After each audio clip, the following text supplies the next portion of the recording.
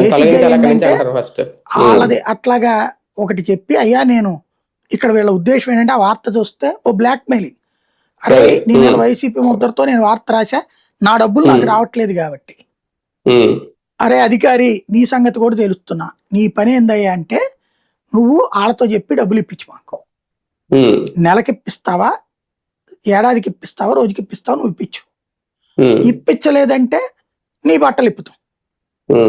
ఇది వార్తల వెనకాల ఉన్న ఉద్దేశం.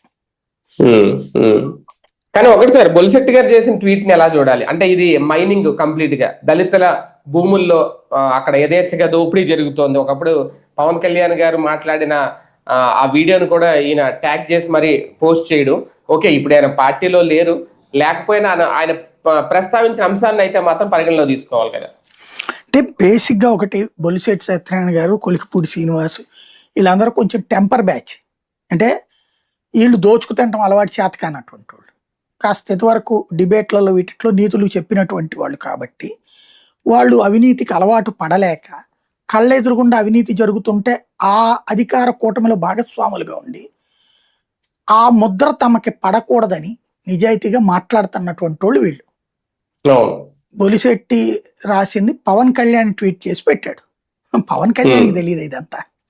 అదే కదా, తెలుగులో జరుగుతుంది రాష్ట్రంలో ఇసుక తవ్వకాలు, రాష్ట్రంలో మట్టి తవ్వకాలు. ఇంకెందుకు అప్పుడు తెలియకపోతే మనం అసలు రాజకీయాలు అనవసరం కదా.